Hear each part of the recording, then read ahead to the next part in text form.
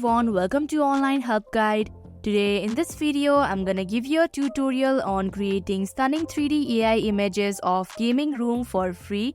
So without any further ado, let's get started. First of all, open up a web browser.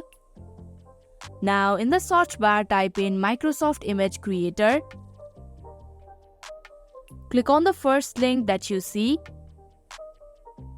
Now in the text box, type in the prompt that you've created. Now click on the Create button.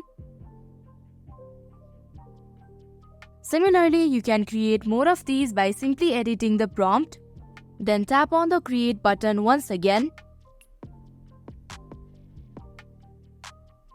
Now click on the image in order to preview it.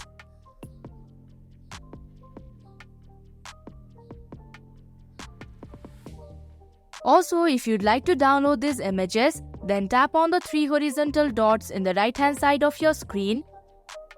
Then tap on Download option. So that is how you can create 3D AI images for free. Hope this video was helpful. If it was, hit the like button and comment down if you have any questions or feedback. Also, if you are new to our channel, subscribe and hit the bell icon so that you don't miss our upcoming videos. Thank you for watching Online Help Guide.